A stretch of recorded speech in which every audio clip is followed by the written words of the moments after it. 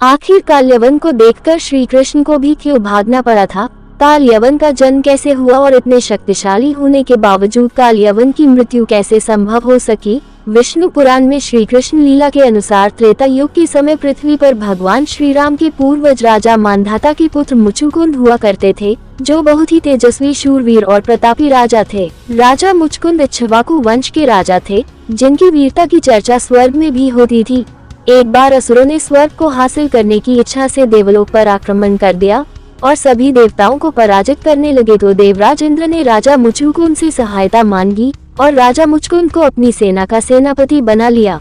देवलोक में असुर लगभग देवताओं को परास्त कर ही चुके होते हैं, लेकिन तभी युद्ध में राजा मुचुकुंद का आगमन होता है और वह अपनी युद्ध नीति, बल और पराक्रम से असुरों का काल बन के उनका संहार करने लगे। राजा मुचुकुंद के अस्त्रों और दिव्यास्त्रों को देखकर असुरों में हाहाकार मच जाता है और देखते ही देखते सभी असुर राजा मुचुकुंद के हाथों मारे जाते हैं और देवताओं की विजय होती है। युद्ध में विजय पाकर देवराज इंद्र बहुत प्रसन्न होते हैं और राजा मुचुकुंद को कोई वरदान मांगने के लिए कहते हैं, तो राजा मुचुकुंद अपने परिवार के पास वापस पृथ्वी पर जाने की इच्छा प्रकट करते हुए कहते हैं, मुझे किसी और चीज की इच्छा नहीं है। तब देवराज इंद्र उन्हें बताते हैं कि हे राजन, तुम्हें यहाँ युद्ध करते करते 1 साल बीत गया है, जो पृथ्वी के समय काल के अनुसार एक युग के समान है, और इस बीच तुम्हारे परिवार में अब और कोई जीवित नहीं बचा है। इस बात से दुखी होकर राजा मुचुकुंद ने कहा कि मैं बहुत थक चुका हूँ और अब मैं सोना चाहता हूँ, इसलिए हे देवराज मुझे वरदान दीजिए कि मैं गहरी नींद में सो सकूं और कोई मुझे नींद से न जगाए। देवराज इंद्र ने उनकी बात मानकर बिना अवरोध निद्रा का वरदान प्रदान किया और यह भी बताया कि आप शामाचल पर्वत की एक गुफा में जाकर सो जाएं और अगर कोई आपकी निद्रा भंग करेगा तो उस पर उनकी दृष्टि पड़ते ही वह तुरंत जलकर भस्म हो जाएगा। इसी गुफा में सहस्त्रों वर्षों से राजा मुचुकुंद गहरी नींद में सो रहे थे, जो त्रेता युग से श्री कृष्ण के जन्म द्वापर युग में आ गए थे। इस बीच काल यवन के पिता शेषरायन ऋषि त्रिगत राज्य के कुल गुरु थे। एक समय ये सिद्धियां प्राप्त करने के लिए विशेष अनुष्ठान कर रहे थे, जिसमें 12 वर्ष तक ब्रह्मचर्य का पालन करना जरूरी था।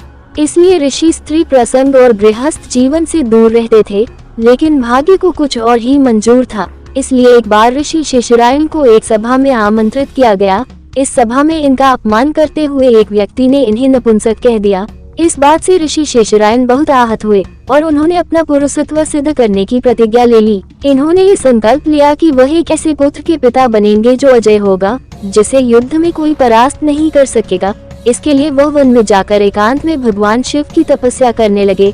ऋषि शेषरायन की तपस्या से प्रसन्न होकर भगवान शिव प्रकट हुए और उन्हें वरदान मांगने के लिए कहा, तो ऋषि शेषरायन ने शिव जी से एक अजय पुत्र की मांग की, जो युद्ध में कभी किसी से पराजित न हो सके और सभी अस्त्र शस्त्र उसके सामने प्रभावहीन हो जाएं। भगवान शिव ने कहा कि ऐसा ही होगा, लेकिन तुम्हारे मन में अभी भी जो भौतिक चाहत दिख रही है, तुम्हारी वह इच्छा भी पूरी होगी। भगवान शिव के वरदान के प्रभाव से ऋषि शेषरायन रूपवान हो गए और वहां से वापस जाते समय ऋषि जिस मार्ग से गुजर रहे थे, वहां रास्ते में जल क्रीड़ा कर रही एक सुंदर कन्या पर इनकी दृष्टि गई।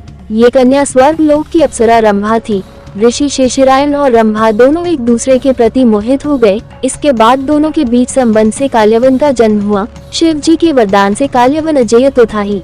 काल्यवन के जन्म के बाद अप्सरा रंभा समय समाप्ति पर स्वर्गलोक वापस चली गई और अपने पुत्र काल्यवन को ऋषि शेषरायन को सौंप गई।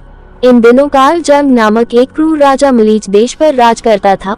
उसे कोई संतान न थी, जिसके कारण वह परेशान रहता था। एक दिन उसका मंत्री उसे आनंदगिरी पर्वत के एक प्रसिद्ध बाबा के पास ले गया। तब बाबा ने उसे बताया कि वह ऋषि शेषरायन के पास जाए और उनसे उनका पुत्र मांग ले। तब राजा कालजंग ऋषि शेषरायन के पास पहुंचा और बताया कि आनंदगिरी पर्वत के बाबा की आज्ञा से आपके पुत्र को मांगने आया हूँ। तो ऋषि शेषरायन ने बाबा के अनुग्रह को भगवान की लीला मानकर अपना पुत्र कालजंग को सौंप दिया। कालजंग प्रसन्नता पूर्वक उस बालक को लेकर मलीच देश वापस आ गया और उसे अपना युवराज घोषित कर दिया। उसने उसका नाम काल्यवन रखा। उसके वापस आते ही सब जगह ये बात फैल गई कि उसका पुत्र महारुद्र का कृपा पात्र है। अब कालजंग ने आसपास के समस्त राजाओं पर आक्रमण किया और अधिकतर राजाओं ने तो केवल उसके पुत्र के वरदान की बात सुनकर ही उसकी अधीनता स्वीकार कर ली थी। जिन्होंने नहीं की, उसे उसने अपने पुत्र के वरदान के कारण बलपूर्वक जीत लिया। दूसरी ओर उसी समय आर्यावर्त में जरासंध मथुरा पर 17 बार आक्रमण कर चुका था, किंतु हर बार कृष्ण और बलराम के सामर्थ्य के कारण उसे मुंह की खानी पड़ी थी। उसी समय जरासंध को काल्यवन और उसे प्राप्त वरदान के बारे में पता चला कि श्री कृष्ण भी उसके वरदान के कारण उसे मार नहीं सकते। तो यही सोचकर जरासंध ने काल्यवन से संधि कर ली। इसी बीच देवर्षि नारद यवन देश में पहुँचे, क्योंकि वह जानते थे कि काल्यवन का अंत अब निकट आ गया है। इसलिए उन्होंने काल्यवन को कहा कि भले ही तुम्हारे वरदानों के कारण कोई तुमसे युद्ध नहीं करता, किंतु आर्यावर्त में कृष्ण नाम का एक व्यक्ति है जो तुम्हें परास्त कर सकता है। नारद जी की यह युक्ति काम कर गई और काल्यवन अपनी सेना के साथ आर्यावर्त की ओर प्रस्थान कर गया। श्री कृष्ण को पता था कि काल्यवन द्वारिका में आक्रमण करने वाला है, इसलिए कृष्ण जी ने एक नया नगर बसाया और सभी मथुरा वासियों को वहां भेज दिया और खुद दाऊ बलराम के साथ वहीं रुक गए। जब जरासंध और काल्यवन वहां पहुंचे तो वहां कृष्ण और बलराम को अकेला देखकर हैरान हो गए। लेकिन काल्यवन श्री कृष्ण को देखकर सोचने लगा कि ये ग्वाला किस प्रकार से मुझे हरा सकता है। तभी श्री कृष्ण काल्यवन को कहते हैं कि युद्ध करके कई सैनिकों की प्राणों की बलि लेने से अच्छा है कि दो योद्धा आपस में द्वंद्व कर लें। इस बात को जरासंध मान गया और काल्यवन को कृष्ण जी से युद्ध करने के लिए भेज दिया। उसे विश्वास था कि अपने वरदान के कारण काल्यवन अवश्य कृष्ण जी का वध कर देगा।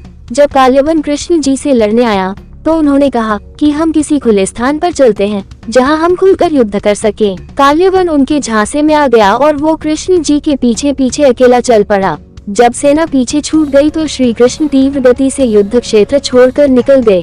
ये देखकर काल्यवन को बड़ा क्रोध आया और वो रणछोड़ करता हुआ श्री कृष्ण के पीछे दौड़ने लगा। तभी से कृष्ण जी का एक नाम रणछोड़ भी पड़ा और भागते भागते श्री कृष्ण एक गुफा में जा पहुँचे जहाँ कई युगों से राजा मुशुकुंद गहरी नींद में सो रहे थे।